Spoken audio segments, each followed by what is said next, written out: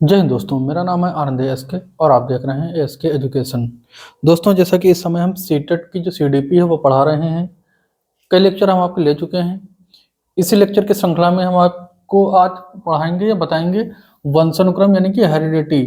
Heredity होती क्या है और इससे संबंधित जो महत्वपूर्ण प्रश्न बनते हैं, प्रश्न हम अगली वीडियो में आपको बताएंगे, लेकिन इसकी जो थ्योरी है वो हम आज बताएंगे। जैसे कि हम पहले उसकी थ्योरी पढ़ाते हैं और उसका जो नेक्स्ट पार्ट आता है उस थ्योरी से रिलेटेड जो क्वेश्चन सीटेट में पूछे जा चुके हैं वो क्वेश्चन हम आपको बताते हैं। तो चलिए हम बात करते हैं हेरिडिटी की।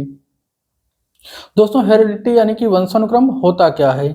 तो माता पिता तथा पूर्वजों से कुछ गुण होते हैं, यानी कि शारीरिक गुण, मानसिक गुण या व्यवहारात्मक गुण, जो आने वाली जनरेशन यानी कि पीढ़ी में स्थानांतरित होते हैं, वही होता है हमारा क्या, वंशानुक्रम यानी कि हेरिडिटी। ठीक है।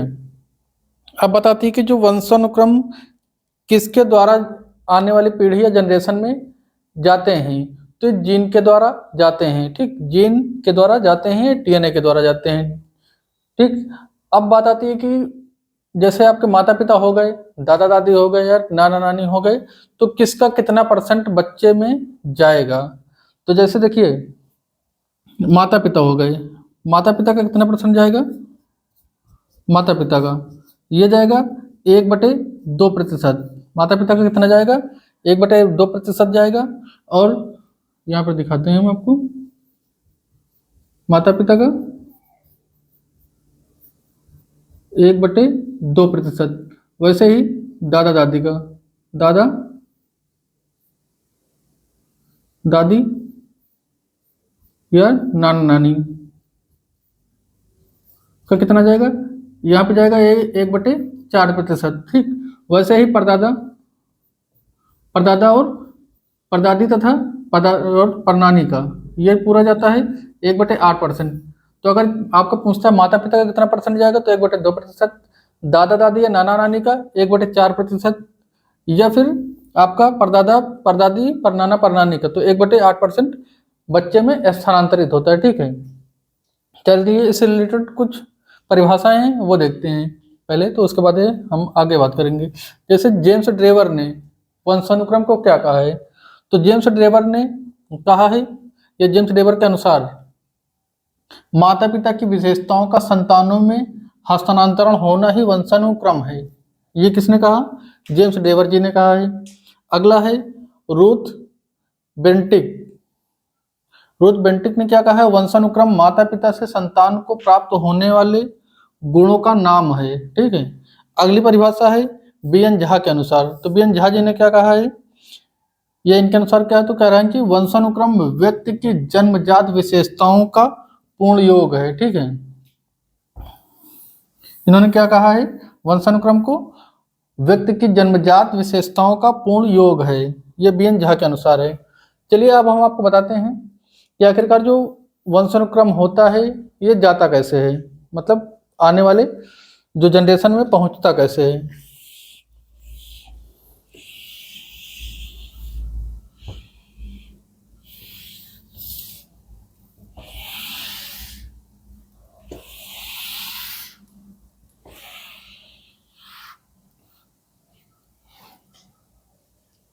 देखिए यहाँ पर जैसे कि फर्टिलाइजेशन जब होता है, यानी कि मेल का क्या जाएगा? ओवम, सॉरी, मेल का क्या होता है? स्पर्म होता है। मेल का स्पर्म और फीमेल का ओवम मिलने से क्या होता है? इसको क्या कहते हैं? फर्टिलाइजेशन या निषेचन की क्रिया कहते हैं। ठीक है। और यहाँ पर निषेचन या फर्टिलाइजेशन की क्रिया से बनता क्या है? तो जाइगोट बनता है। क्या बनता है यहाँ पर? जाइगोट यानी कि भ्रूण। जाइगोट यानी कि भ्रूण का निर्माण होता है। यही जो भ्रूण होता है आपका भ्रूण, यही जो आपका जो भ्रूण होता है यानी कि संयुक्त, इसको कहते हैं इसको कहते हैं संयुक्त कोष पहले कहते हैं। ठीक। जाइगोट को कहते हैं संयुक्त कोष। संयुक्त कोष कुछ दिन में परिवर्तित होकर के बन जाता है आपका भ्रूण का निर्माण करता है। यह भ्रूण जो होता है बच्चे का पहला अंग होता है। तो यहीं पर जो होता है आपका, यहीं पर जीन के द्वारा किसके द्वारा स्थानांतरित होते हैं? आपके जो आनुवंशिकता होती है यह वंशानुक्रम ये आपका जीन के द्वारा जो है स्थानांतरित होती है। ये फादर का हो गया यानी कि मेल का, या पिता का, और ये माता का। ठीक, ये माता का। तो ये होता है जायगोट, ये जीन के द्वारा बच्चे में स्थानांतरित होता है। ये जन्म के समय ही, मतलब जन्म से पहले ही, गर्भावस्था के दौरान ही बच्चे में पहुंच जाते हैं। ठीक है, अब यहाँ पर बात आती है कि संयुक्त कोष होता क्या है। संयुक्त किस जो होता है किसका बना होता है, यानी कि जायगोट जो होता है ये किसका बना होता है। कई बार ये पेपर में पूछा जा चुका है। तो यह एक गाढ़े तरल जो ये होता है, गाढ़ा एक तरल पदार्थ होता है जो कि साइटोप्लाज्मा का बना होता है। क्या बना होता है ये, साइटोप्लाज्मा का।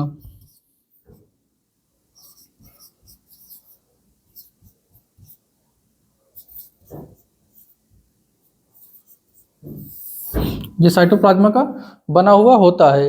अब यहाँ पे कितने गुणसूत्र जाते हैं, तो ये 23 जोड़े टोटल गुणसूत्र होते हैं। कितने, 23 जोड़े, यानी कि टोटल 46 गुणसूत्रों की संख्या होती है, जिसमें से 22 गुणसूत्र जो होते हैं ये सभी में समान होते हैं। 22 गुणसूत्र सभी में समान होते हैं।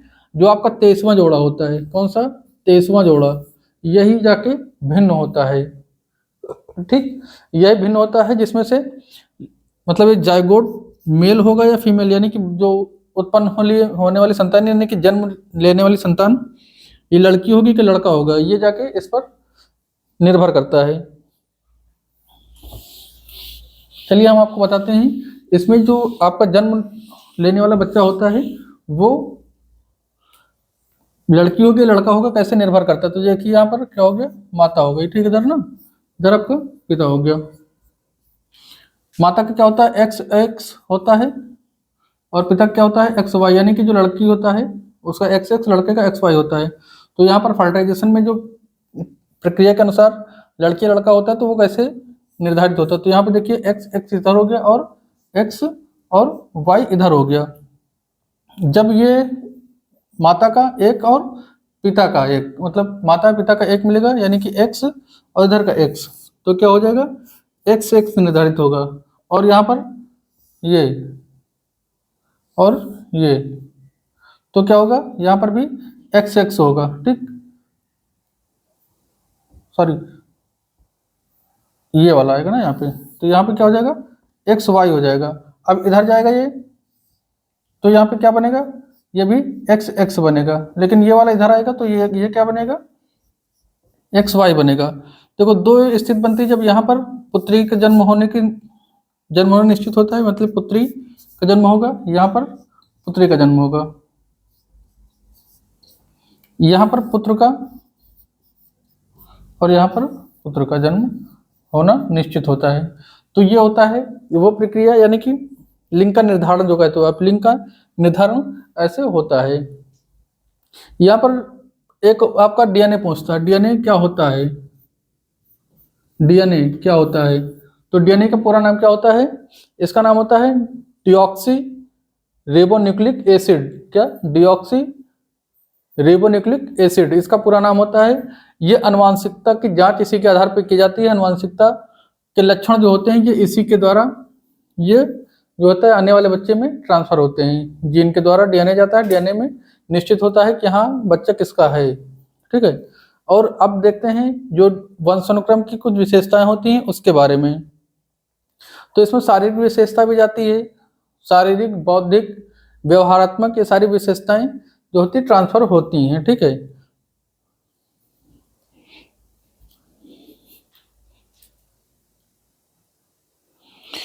चलिए अब देखते हैं जो आपके 23 जोड़े गुणसूत्र होते हैं उसमें अगर उलटफेर या फिर कम ज़्यादा हो जाए, या फिर जो 23वां जोड़ा होता है, 23वां जोड़ा उसमें कुछ अलग हो जाए, मतलब 23 जोड़े से अतिरिक्त हो जाए, तो फिर क्या इफेक्ट पड़ता है, जो आपका जायगोट होता है, भ्रूण होता है उस पर। तो देखिए उसमें 3 तरह से इफेक्ट डलता है। किस तरह से, 3 तरह से, तीनों तरह हमने आपको यहाँ पर बताया है। पहला होता है कि डाउन सिंड्रोम, दूसरा होता है टर्नर सिंड्रोम, और तो तीसरा होता है क्लाइनफेल्टर सिंड्रोम।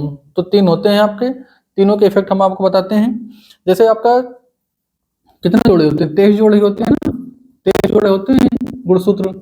उसमें से अगर 23 जोड़े के अतिरिक्त अगर तेज जोड़े के अतिरिक्त गुणसूत्र आएंगे यानी एक बढ़ जाए तो आपका डाउन सिंड्रोम के अंतर्गत आएगा। इसकी खोज किसने की थी डाउन सिंड्रोम की? तो लैंगडम डाउन ने 1866 ईस्वी में किया था। देखिए यहाँ पर क्या होता है इसमें डाउन सिंड्रोम में, 23वें जोड़े के अतिरिक्त एक वंश सूत्र के कारण ऐसा इफेक्ट होता है। इसमें इसका लक्षण क्या होते हैं? तो इसके लक्षण होता है कद का छोटा होना, काफी जो बाउनो टाइप पे देखते हैं कुछ लोग देखते हैं वो लक्षण होता है। कद का छोटा होना, गोल सिर यानी कि सिर जो ऐसे सबका थोड़ा सा सामान्य होता है, इनका एकदम गोल होता है, ऐसा एकदम गोल सर हो जाता है। ठीक, अगला क्या होता है? जीभ का खांचा, मतलब कुछ लोगों को देखते हो जीभ कटी हुई होती है, हल्का सा वो होता है। मुंह का खुला होना यानी कि आंशिक रूप से कुछ लोगों को यहाँ पर या कहीं पर कटा हुआ दिखता है आपको, वो इसी का लक्षण है, डाउन सिंड्रोम के लक्षण है। अगला होता है आपका टर्नर सिंड्रोम। टर्नर सिंड्रोम क्या होता है? इसमें जो आप ट्रांसजेंडर देखते हैं ना, ट्रांसजेंडर, वही इफेक्ट यहाँ पर होता है टर्नर सिंड्रोम और क्लाइनफेल्टर सिंड्रोम में। यहाँ पर पहला होता है टर्नर सिंड्रोम, यहाँ पे देखिए टर्नर सिंड्रोम में क्या होता है? तो एक्स क्रोमोसोम का अभाव हो जाता है, यानी कि जो फीमेल होती है उसमें क्या होते हैं, फीमेल में जो होते हैं एक्स एक्स से बनता है ना, तो ये एक एक्स का अभाव हो जाए यानी कि एक एक्स वहां पर आए ही ना, तो ऐसी स्थिति में टर्नर सिंड्रोम बनता है। टर्नर सिंड्रोम में होता क्या है कि अंडाशय अल्पवर्धित नारी यानी कि जो ओवम होता है ओवम नहीं होता है, ऐसे ही होता है। ठीक, और दूसरा लक्षण क्या होता है? द्वितीयक लैंगिक लक्षणों का अभाव नारी, मतलब जो नारी जो ट्रांसजेंडर देखते हैं फीमेल टाइप की, वो आपका टर्नर सिंड्रोम के अंतर्गत आती हैं। इनका कद थोड़ा सा जो है जैसे सामान्य लेडी होती हैं उनकी बराबर हाइट होगी, सब कुछ नॉर्मल होगा, बस उसमें जो है ये अंडाशय वाला जो पार्ट होता है वो थोड़ा सा डिफेक्टिव हो जाता है। तीसरा होता है आपका Klinefelter. Klinefelter syndrome में क्या होता है? तो इसमें ये प्रभावित पुरुष होते हैं, ये प्रभावित महिलाएं होती हैं और ये प्रभावित पुरुष होते हैं। इसमें क्या होता है कि एक्स की अधिकता हो जाती है। देखिए यहाँ पर जो मेल बनता है वो एक्स और वाई से बनता है ना, एक्स वाई का मेल होता है, लेकिन यहाँ पर एक्स और एक ऐड हो जाए यानी कि क्रोमोसोम के अतिरिक्त जो एक्स क्रोमोसोम होगा उसके अतिरिक्त एक्स आ जाए। ठीक, तो ये जो होते हैं ये फीमेल वाले लक्षण जो कुछ मेल में मिलते हैं वो यही वाले होते हैं, जो फीमेल वाले लक्षण कुछ मेल में मिलते हैं वो क्लाइनफेल्टर सिंड्रोम के कारण ही होता है। तो ये हो गया आपका जो आपके गुणसूत्र डिफेक्टिव हो जाते हैं उस कारण से जो लक्षण आते हैं आने वाले बच्चों में, ये वो कारण होते हैं। चलिए हम आगे आपको इससे कुछ और भी चीजें बताते हैं। जैसे आपका हीमोफीलिया का होता है, तो हीमोफीलिया जो होता है आपका विस्तृत इसका वर्णन किसने किया? तो हेल्डर ने किया है। हीमोफीलिया का विस्तृत वर्णन किसने किया है? हेल्डर ने किया है। इसमें होता क्या है? तो इसमें जो आपका रक्त श्रवण रोग होता है, ठीक, रक्त श्रवण एक तरह का है, यह रोग होता है। अगला होता है वर्णधानता। वर्णधानता क्या होता है? हेल्डर ने किया था। इसकी खोज किसने किया? हेल्डर ने किया था। चलिए अभी मैं थोड़ा सा इसमें बचा हुआ है। जो हीमोफीलिया होता है उसमें होता क्या है? तो हीमोफीलिया में जो रुधिर का थक्का होता है वो नहीं जमता, यानी कि हल्की सी चोट लगने के कारण जो ब्लड बंद नहीं होता है उसी को क्या कहते हैं? हीमोफीलिया कहते हैं। अगला होता है वर्णधानता। तो वर्णधानता क्या होती है? इसका सर्वप्रथम जो वर्णन किया है ये किसने किया था? हॉर्नर ने किया। हॉर्नर ने किया था। कब किया था? चलिए बताते हैं। उम्मीद करते हैं जो अब तक बताया है वो सारी चीजें आपको समझ में आ चुकी होंगी।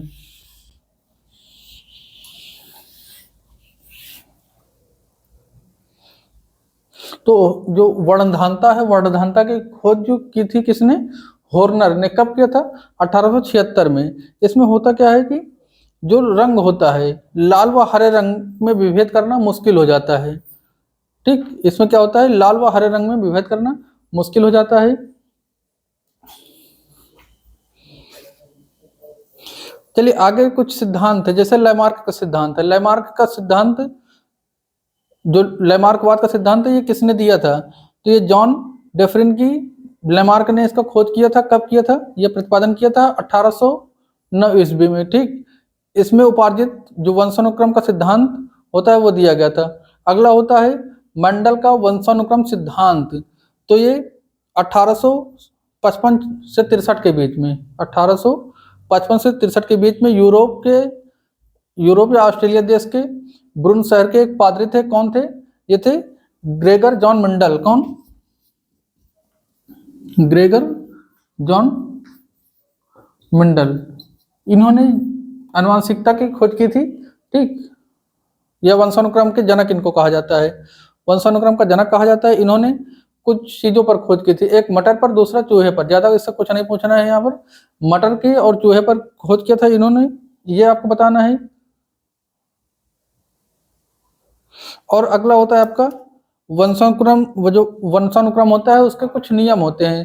तो एक होता है समानता का नियम, एक होता है विभिन्नता का नियम, और एक होता है प्रत्यय गमन का नियम। तो समानता का नियम, जैसे समान समान को जन्म देता है। जैसे आपके माता पिता ने आपको जन्म दिया, आप किसी और को जन्म देंगे। आपके माता पिता जो किसी मतलब जनरेशन एक जैसे समान का जन्म देना, तो ये समानता का जो लक्षण होता है या समानता का नियम इसको कहते हैं। ठीक है। अगला होता है विभिन्नता का नियम। तो विभिन्नता का नियम, यह नियम पूर्ववर्ती समानता के नियम का पूरक नियम है, जिसके अनुसार संगत पूर्णतः अपने माता पिता के संतान हो या फिर आवश्यक नहीं, अर्थात संतान अपने माता पिता के बिल्कुल समान न होकर उससे कुछ भिन्न होता है। तो यह होता है विभिन्नता का नियम। अगला होता है आपका प्रत्यागमन का नियम। तो प्रायः देखा जाता है कि अमुक व्यक्ति तो बहुत ही प्रभावशाली होते हैं, परंतु उनके संतान मंदबुद्धि हो जाते हैं, या फिर इसके विपरीत, जैसे जो माता पिता हो उसके विपरीत बुद्धि का विपरीत लक्षण वाले जब संतान उत्पत्ति होती है, तो ये होता है प्रत्यागमन का सिद्धांत। ठीक है।